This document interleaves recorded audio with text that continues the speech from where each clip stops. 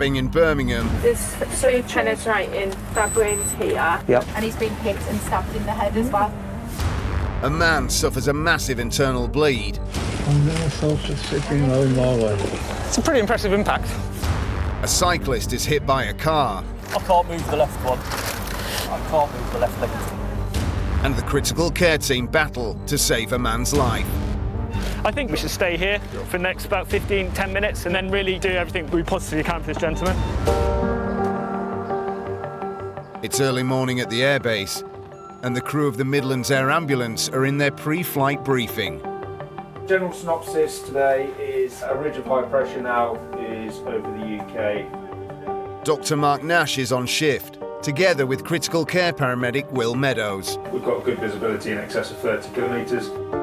For the next 12 hours, they're on standby to assist with serious medical emergencies across the West Midlands.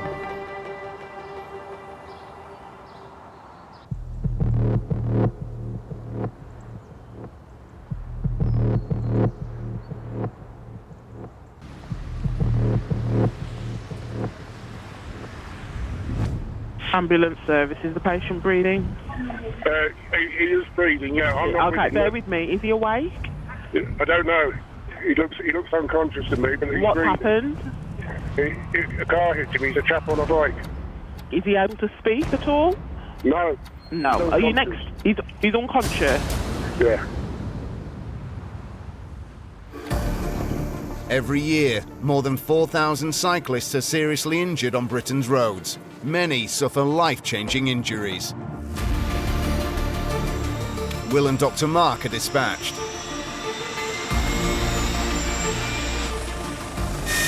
So it's ready, literally crossed at 14:21, heading towards Sheffield with an ETA at 14:24, take over.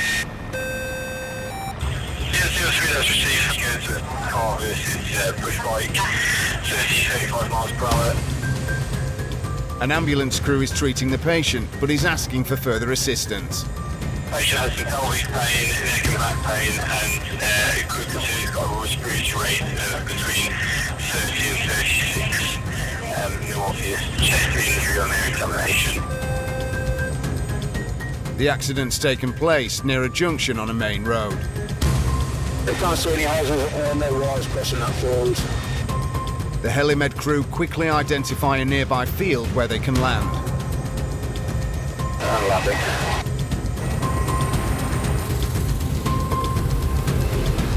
All right.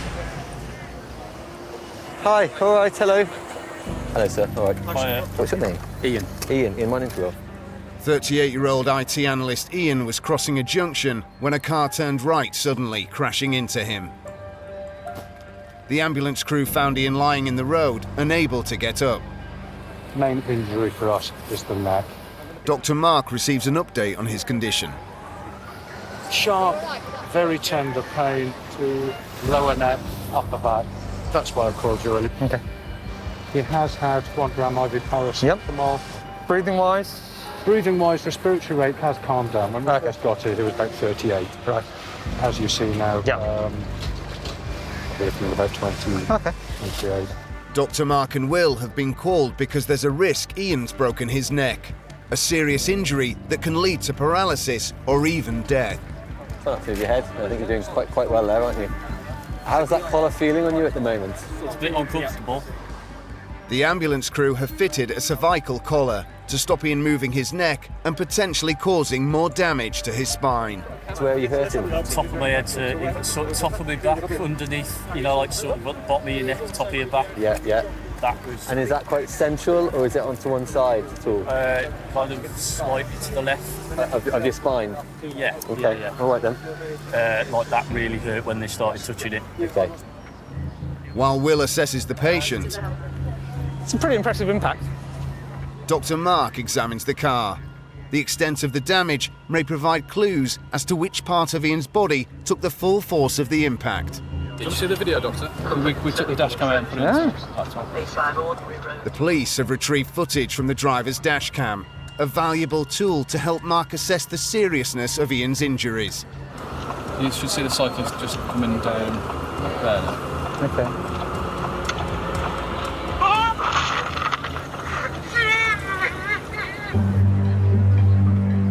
reviewing the footage, it appears Ian's neck and upper back collided with the car, but Dr. Mark and Will also need to look for internal injuries that may not be obvious.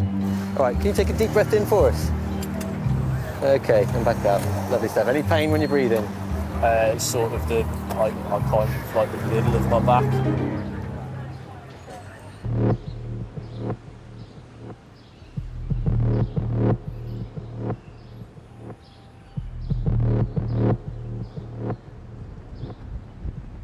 Ambulance service, is the patient breathing? Yeah. Is the patient awake? He is, yeah. And what's the reason for the ambulance, please? I've just spoken to a gentleman. He said he's been vomiting blood. Okay. When he was vomiting the blood, it was like jelly. How old is the patient? He's 85. Is help is being arranged for him now? That's right. Thank you very much. Check the field by the sergeant with case 2048. The patient lives at home and wears a personal alarm, which he pressed when he felt unwell. An ambulance crew is treating the man whose condition is life-threatening.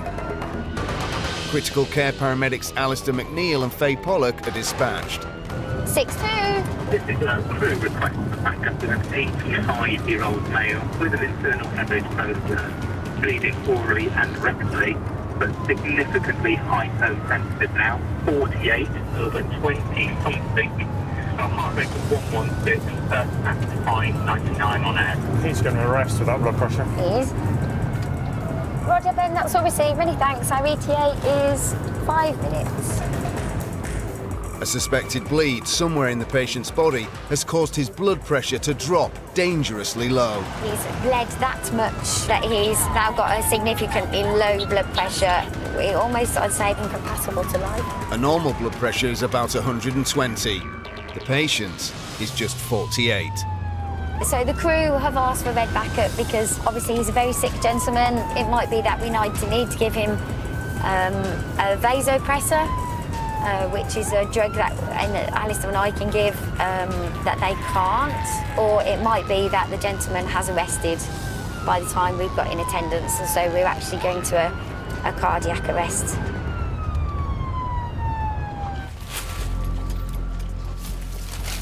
Hello. 85-year-old Ron lives alone. This morning he began feeling unwell after vomiting blood. Since then, he's deteriorated rapidly. Okay, Dad. And his children have rushed round to help. Has he got a good radial, or is he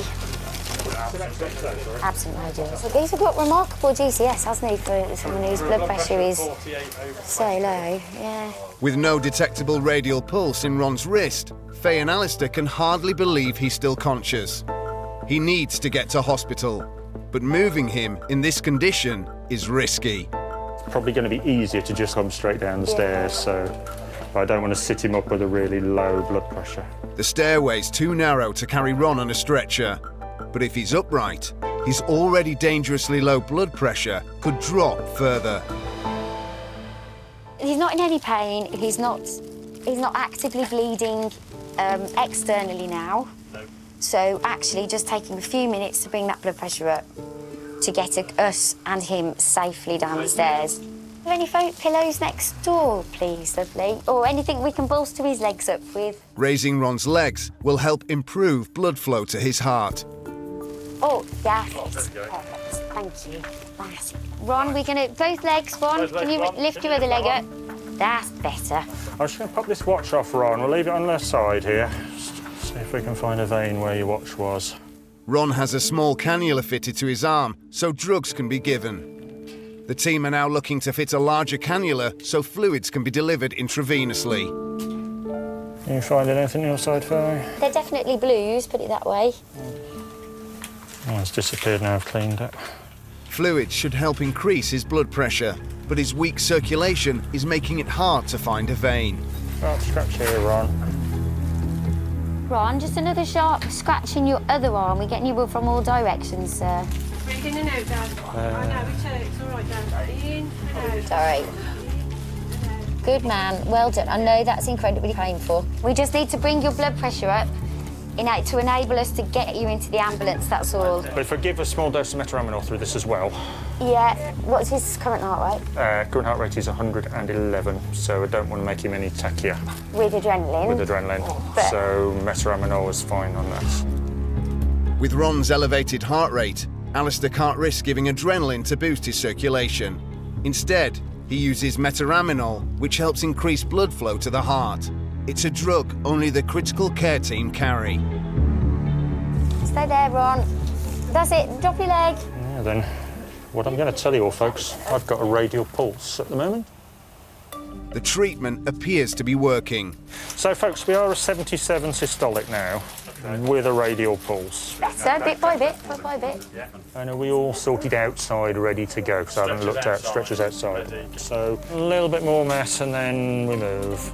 Ron's vital signs have improved to the point where Faye and Alistair can try to move him downstairs. All we want you to do is slowly wiggle whilst you're like that towards the edge of the bed. Try not to sit up just yet, just wiggle to the Have a look at side. those drawers. Yeah, just take your time. Have a minute. Although Ron's blood pressure's better than it was, it's still dangerously low. Moving him could trigger a cardiac arrest, a possibility that needs to be discussed with his children. Getting him out of here could drop his blood pressure really badly. This could end up with us needing to do resuscitation on him if he reached that point. I'm afraid so, yeah. We will obviously do everything we can, but I'm sort of giving you a heads up, if you like, that this could go wrong. There's probably no other way of me saying it, I'm afraid. Okay.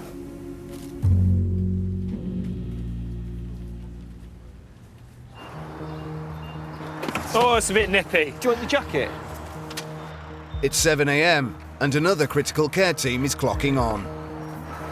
I've checked the battery on this one. I haven't checked on that one, but... You haven't checked it on this one? No. Okay. Sorry. On duty are critical care paramedics Tom Waters and Stephen Mitch Mitchell. You put the drugs away, then? Drugs, yeah. Good. Right.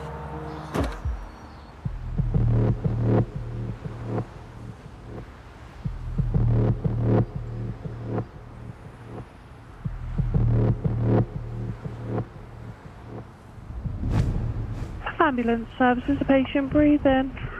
No, he's not. And whereabouts is the patient? He's on the grass at the side of the canal, by the old pump house in Smedley. How old approximately do you think he is? Mid-60s. And are you right next to him at the moment? Yeah, I was just touching him. He's Okay, cold. is he be lying down? Yes, he is. On his back? Yes. So I'm going to give you information on how to give basic life support, okay? Yeah. We've already got the help arranged, but I need you to help me, okay? Yeah. Put one hand flat in the centre of your chest. Yeah. Put the other hand on top and lock your fingers together. Keep your arms straight and push down hard and fast. You're going to push about 2 times a second and say push out loud so we'll know how fast you're going. So you're going to go push, push, push, push, push, push. Push, push, push. Keep going, don't stop. Push, push, push. The patient's symptoms are consistent with a cardiac arrest, a Category 1 emergency. Tom and Mitch are immediately dispatched. First thing in the morning, just got reports of a cardiac arrest at the pumping station, and that's all we know. 60s male, I think it was. And that's it. That's all we know so far. Tom and Mitch reach the location within 5 minutes of the call. Oh, there's 2 crews there already. They're doing resus, so should we take the Lucas down? Yeah, Lucas. They take with them a device known as the Lucas that can perform chest compressions mechanically. On the towpath, 2 ambulance crews are already attempting to resuscitate the patient. Oh, yeah. You're all right. Hello. What do we know so far? Alan, who is in his 70s, had been out walking when he collapsed. A passerby found him unconscious and dialed 999. He performed CPR until help arrived. So an unwitnessed collapse. Okay. Asystolic on arrival, CPR in progress. Okay. 2.5 minutes now. Still warm, but we don't know how to see here. Okay, that's fine. Alan is asystolic, which means there's no electrical activity in his heart and no heartbeat. Shocking him with a defibrillator would have no effect. They need to try and return some electrical activity to Alan's heart. Can you just start ventilating? Is that okay? Are you happy with that? Good ventilation with the eye gel and good compressions. Ventilation is used to artificially pump air into Alan's lungs, while chest compressions keep blood and oxygen flowing around his body, buying time before his heart can hopefully be restarted. So, in summary, we've got an asystolic cardiac arrest, who's an unwitnessed cardiac arrest, but has had bystander CPR. We've now got a good airway. Yeah, we're doing ventilations. You're doing some drugs. 8:30, mate. 8:30 for the first adrenaline, and then we could do a temperature on him in a bit. Just Great, sir. And I think that will give us an indication if he's been down a long time or if he's, if he's been down a relatively short time. I would agree. It seems like quite a recent collapse. You feel it feels very warm in his core. Okay. Okay, so that's quite recent then, isn't it? So he is pretty warm, considering how cold it is. Every minute that someone's in cardiac arrest without treatment, their chances of survival decrease by 10%. But Alan's core body temperature suggests he was found quickly. I think considering that, we should stay here for the next about 10 minutes and then really do everything we possibly can for this gentleman. In Shifnal, to the north of Wolverhampton. What's hurting you the most? The most is like that, like there. Dr. Mark Nash and critical care paramedic Will Meadows are treating 38-year-old cyclist Ian, who's been hit by a car. So he's gone on that right shoulder. Reviewing the car's dashcam footage, it looks likely Ian has damaged his neck and upper back. Okay, so just on the hips here. But so they don't miss anything, Will gives Ian a full top-to-toe assessment. Is there anything on the outside of your hips that pain-wise that you're feeling? No, that seems okay. I'm just going to run my hands sort of down your thigh here. Is that all right? Yeah. Any pains there? Not quite. No. And then if I do exactly the same on this side, okay? Yeah, it's not excruciating pain, but it does hurt. Right, on top, okay. Will wants to be sure Ian hasn't fractured his pelvis, a common injury in high-impact collisions that can cause severe internal bleeding and is extremely dangerous. Do we think that you're able to bring these legs together? Is that manageable for you? I can't move the left one. I can't move the left leg. And is that because of the pain? It's almost like there, my leg's like super heavy. Don't force it, don't force it. I'll just give you a little bit of a hand. So you're helping me there, aren't you? Yeah, a little bit, yeah. Lovely. It's definitely easy with you doing that. Yeah, cool. Okay, mate. And we'll just bring this right one back in. Okay. It's not pelvic. It doesn't look like pelvic. It doesn't sound like pelvic. I think low suspicion for pelvic injury given how he's presenting and everything he's got. Nothing neurological. So the worst of his injuries, I think, is the sort of back pain. It says it's lateral. It's not really central. And then he's complaining of sort of thigh, more groin thigh. I guess he's come onto that windscreen with his chest in the body and here quite, hasn't he? Yeah. Yeah. We'll help get onto the scoop and then go from there. Will and Mark need to move Ian slowly and carefully onto a stretcher and into the back of the ambulance. So what we're going to do, sir, is just roll you ever so gently towards me on this side, and then we're going to put a little plastic scoop under you there, okay? It's going to be 1, 2, 3, roll, all right? Yeah. 1, 2, 3, roll. Lovely, okay, and back. Okay. The same again. Yep. 1, 2, 3. Oh. Where was that? That was like... And back. And that... Top of my back. Okay. And what we do now is we fasten your head down, all right? Okay. 2 at the top, 2 at the bottom. On lift, ready, set, lift. Okay. Okay, feeling a bit warmer now, Ian? Yeah, feeling a bit better now. Okay, cool. Good job you're wearing a helmet, right? Oh, yeah. Ian, I think at the moment, our plan is to send you up to Shrewsbury, okay, because that's the trauma unit for this area. Okay. And you get scanned there, and you get your wounds treated, and then they can diagnose you from there. All right. Okay. The main thing is you're awake, you're moving all your arms and legs, okay. And your all numbers are good. There's no huge concerns for us at the moment, but we've always had a very big impact, and we need to get you scanned. All right. Yeah. Given the nature of Ian's injuries, Mark and Will decide to leave him with the ambulance crew, allowing them to be ready for the next emergency call. These collisions can be fatal. Luckily for this man, yes, he's got cuts and bruises and he's got a bit of a sore neck that needs assessing, but fingers crossed, no significant injuries. He's suitable to go to the local hospital rather than coming with us.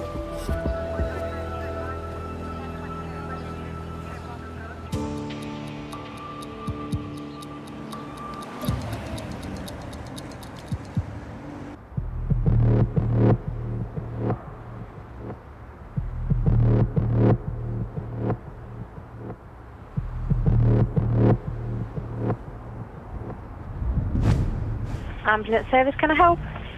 Hello, it's police. We've got officers that have come across the male that's been... It's got 3 wounds.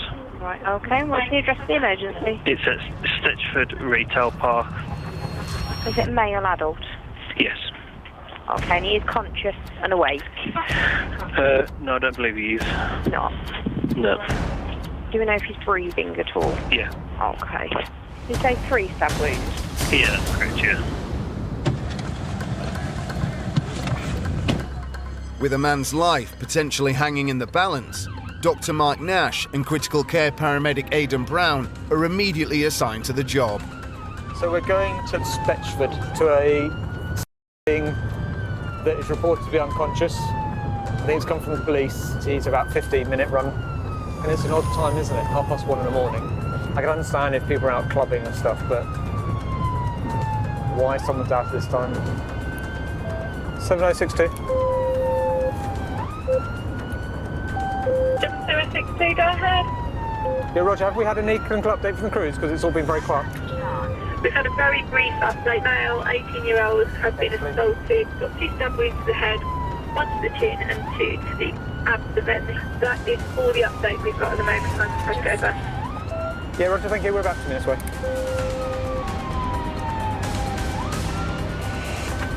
That's probably going to be it, isn't it? Police are there as well. Yeah. So. Do you think this is it? I think so, yeah. We'll just pop it out the window. By the time Aidan and Dr. Mark arrive, the man is being treated by an ambulance crew. Knock. Hello. Hello, young man. Is a life-threatening emergency, requiring the critical skills of Dr. Mark and Aidan. Right, what happened to you? 18-year-old Josh was lured to a park by someone he knew.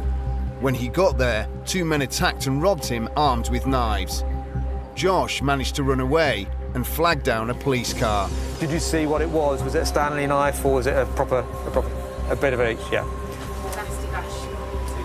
As a sort of slash across, right? Okay. Face up fits with a slash, doesn't it? With something like a samurai. In which case, hopefully those are less deep. Have you managed to get down to the legs as well? To have a look down there? Nothing on there. Okay. Where's the worst bit from your point of view? There's 2 penetrating stab wounds here. Okay. Yeah. And he's been hit in the head as well.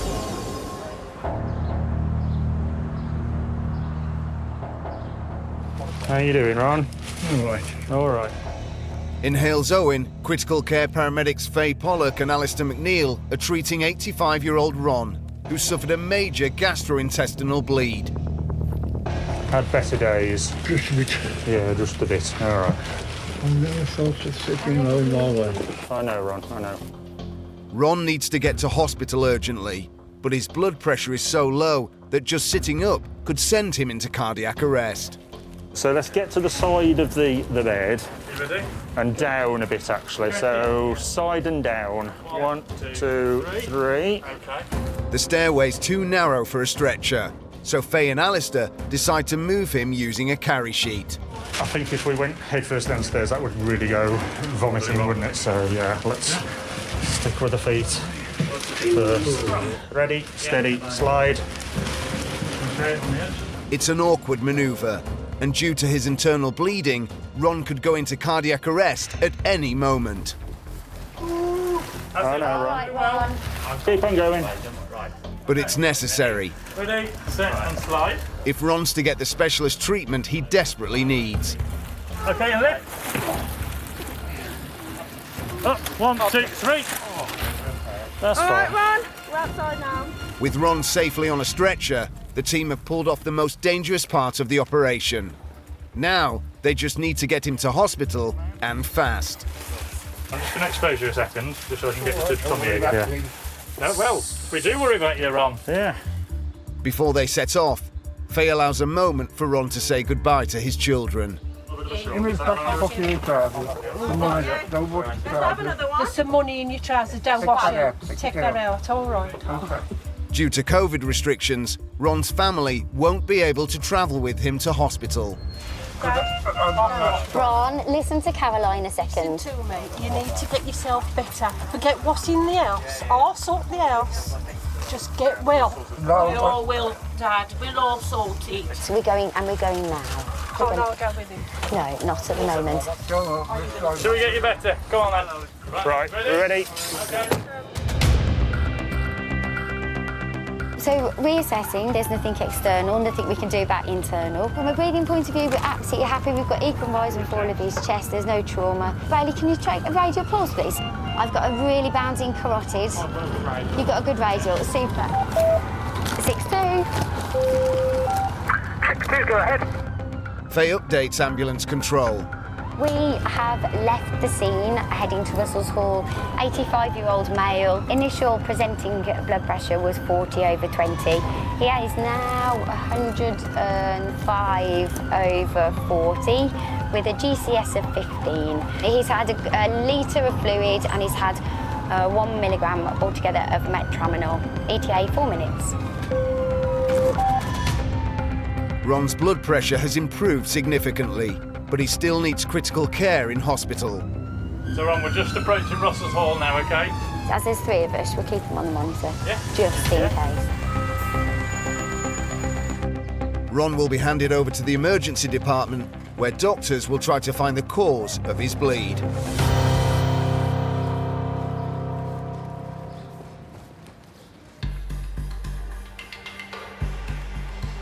In Smethwick, critical care paramedics Steve and Mitch Mitchell and Tom Waters are treating a man who was found unconscious and not breathing on a canal towpath. Still asystole. Alan, who is in his 70s, is in cardiac arrest. On the next 30, we'll just quickly roll him over. You control his head. As he was found soon after collapsing, Mitch and Tom are hopeful they'll be able to resuscitate him. What we're going to do, while everyone works around, is we're going to put the Lucas on him, just then we can just do some good effective CPR. OK, roll him over. That's it, back down. OK, back the other side slightly. That's it. A little bit higher. The Lucas device performs highly effective chest compressions mechanically. Hold on. Yeah, OK, it's asystole. But although CPR is helping to pump blood and oxygen around Alan's body... So his end tidal's good, isn't it? 5 point. Yeah. OK, that's a rhythm check now. OK.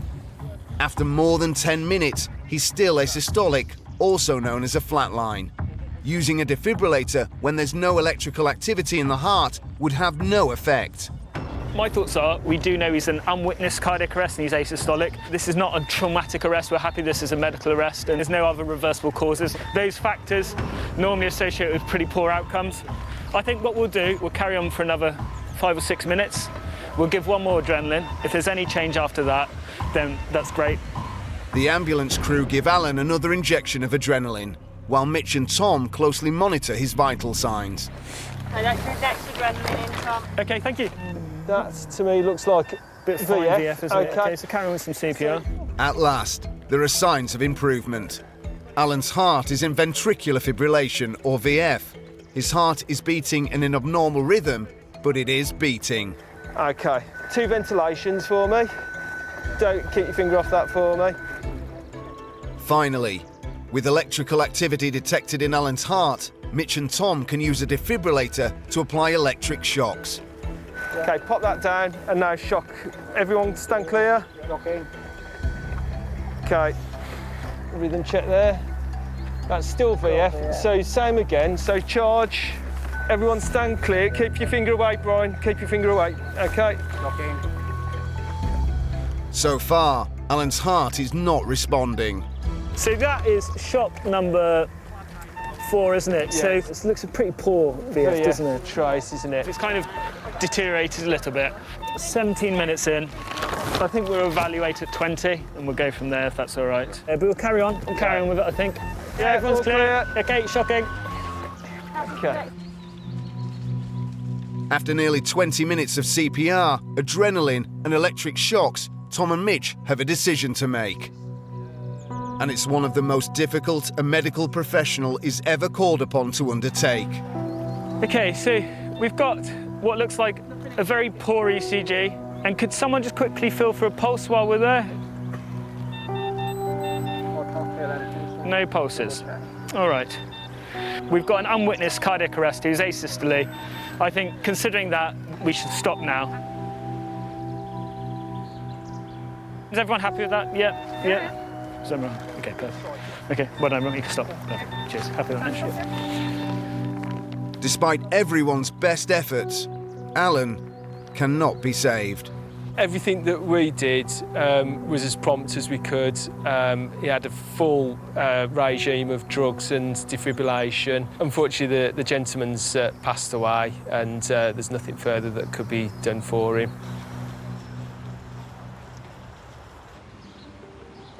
Right, I'll shove the hoods here. I'm just going to go through the ventilator. Back at base, critical care paramedics Faye Pollock and Kerry Penn-Ashman are checking over their kit to make sure they have everything they need. OK, that's fine. It's not damaged. On board their vehicle is an extensive range of enhanced life-saving equipment I've got the ket and the morphine in my leg pocket. and powerful pain-relieving drugs. Ketamine is stronger than morphine. There's a couple of things that you can use it for. So if somebody's ankle's completely out of line, they've fractured it and they've dislocated it, sometimes that we'll give ketamine as a bit of a pain relief procedural sedation to pull it straight. It's also an induction drug, so if we were to go to a case where we deemed a patient to have to go off to sleep, then we could prepare the drug ready for one of our pre-hospital doctors to come and put the patient off to sleep. We're prepared for anything and everything.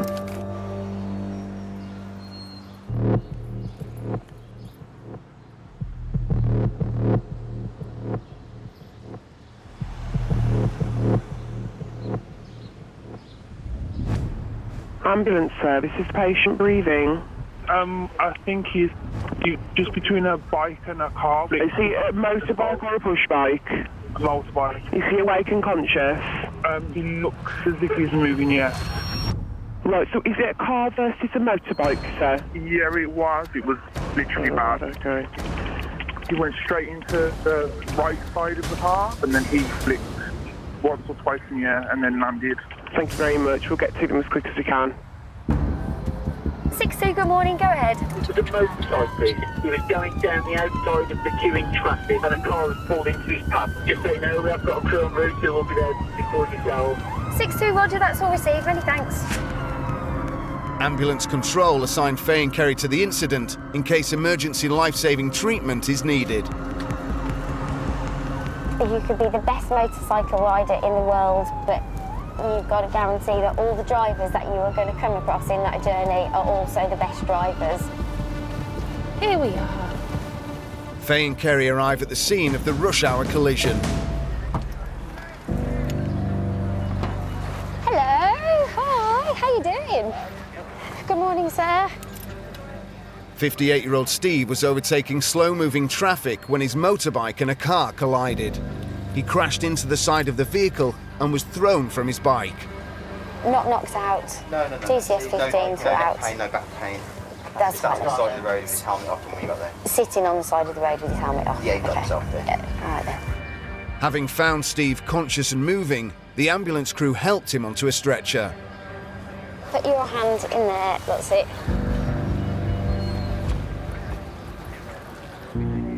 Once in the ambulance, Faye and Kerry can carry out a proper assessment. Steve, just look at me a second. That's it, I'm just going to have a little feel of the back of your head. Tell me if I'm getting any pain in your neck first. No. No pain in your head? No. No pain in your pelvis at all? No. Faye's satisfied Steve doesn't have a major head, spine or pelvic injury. This is the poorly arm. Let's pop that across there, good man. But his wrist looks like it's broken, and he's also complaining of pain in his leg. We need to have a look at your leg. So your trousers need to come down or cut off. How precious are your trousers? Yeah, precious. Oh, they're very precious. Just let me stand up. No, don't need to stand up, because you're not going to be able to push yourself in by you. Although Steve's keen to downplay his injuries, they may be more serious than he thinks. What's hurting when we do that? Is it all in your wrist? Yeah, I know, we know. Your knee? Okay. 58-year-old 58-year-old Steve was overtaking slow-moving traffic when his motorbike and a car collided. He crashed into the side of the vehicle and was thrown from his bike. Not knocked out. Steve, Steve, just look at me a second.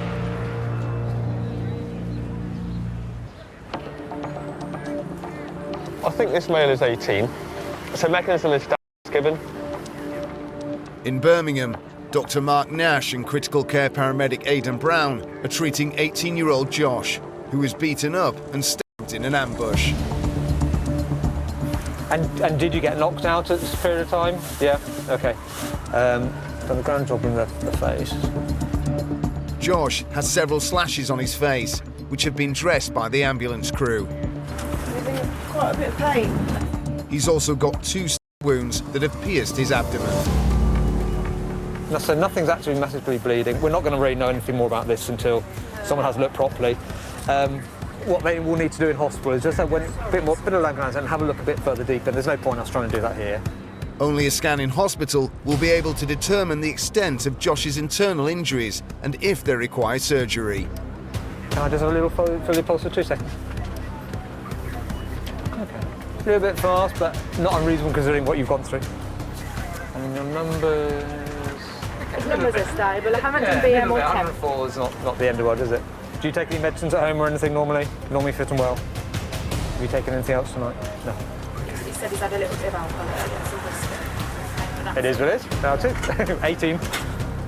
The good news is that Dr. Mark is satisfied Josh's condition is stable.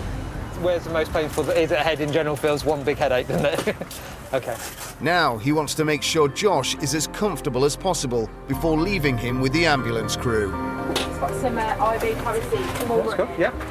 If you felt there's some morphine, then that's fine. But how far is it from here to QE? Yeah, QE, about 20 minutes. So we're just going to do that. Yeah, just say, yeah.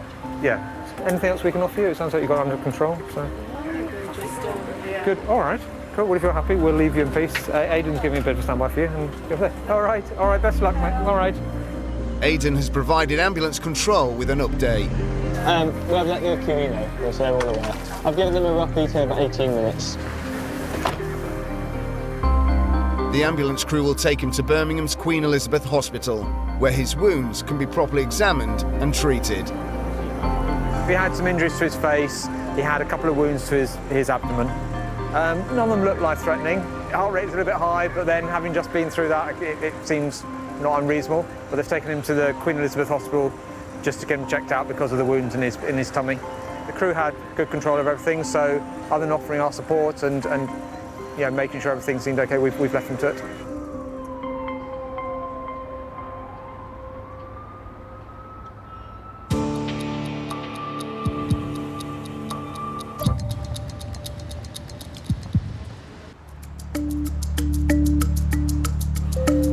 In Birmingham, So it's a 58-year-old male who was riding a motorbike. critical care paramedics Faye Pollock and Kerry Penashman have been called to a road traffic collision. Motorcyclist Steve collided with a car and was catapulted into the air. You stay there. We'll wiggle him down. He's got a suspected broken wrist. Is that your leg wincing, not your neck? Okay. And his leg is hurting. I take it that's a previous lump. Yeah, they took a big lump out. What did they take a lump out your hip for? Oh! They right me up my knee. From your hip? From my hip. From a motorcycle accident? Kind of used to this then, aren't you, in a way? Yeah, I have had a few of them. Yeah. Steve, can you just lift your leg up? Is that painful to lift that knee? Yeah, but it's not a good knee anyway. It's not a good knee anyway. Okay, relax. Is it more painful than normal? Yeah. And this knee. That's it. Okay, bring it down. Excuse me for just a moment. Pain in your upper thigh, pain in your lower thigh. No, can you bring your legs together? Oh, that's it. That's brilliant. Steve's leg needs to be x-rayed in hospital to find out if he's broken any bones. But for now, it doesn't need immediate treatment. Relax. That's it. Next, Faye turns her attention to his arm. No pain in your elbow there. No. Wiggle your fingers. Oh, what hurts when you do that? That does. Do you want a splint or anything? Yeah, please. Steve's wrist is indeed broken. So we'll pop your arm in a splint, my sweetheart, so it might be a little bit comfy for you. Relax, Steve. Faye and Kerry use a vacuum splint to immobilise his arm and prevent further damage. So basically the air just gets sucked out of this splint. Who was the lady out there with you? Was actually passed by? Was any partner or? It was actually walking. Oh, okay. She was going to work anyway. Ah. She was behind me. Oh, so she saw it. There she is. Hello. There she is. What was your name? Ronnie. Come on in, Ronnie, if you can squeeze in. Ronnie, I think at the moment all we can ascertain is wrist. Yeah. I think he's come off quite lucky. Well, considering he went over the top of the Yeah. Steve, from an analgesic point of view, do you want anything? You can have oral paracetamol, you can have ibuprofen. Are you sure? Okay. But he won't notice his pain because he never does, even when he had his broken leg. Last time he was just, his pain threshold is incredible. Right, okay. A high pain threshold isn't always a good thing. Pain can be a useful tool for identifying where someone is injured, especially if that injury isn't obvious. Steve, you know that if you start to feel a bit woozy or if you first start to feel a bit sicky or pain in your neck, you just say, and the... Well, you've been rather lucky, haven't you? It could be a lot worse. I hope you feel better soon. Take it easy. 6-2. 6-2, go ahead. Kerry updates the control desk. 6-2, thank you. Injuries, he has a fractured left wrist that's obviously deformed, that's been splinted. He's also got pain in the left knee, but there's nothing obvious in terms of any fractures. He has declined pain relief, and the crew will be travelling to Sandwell with an ETA of approximately 15 minutes. Received, over. For all of these accidents, and yet you can still keeps on getting on the bike.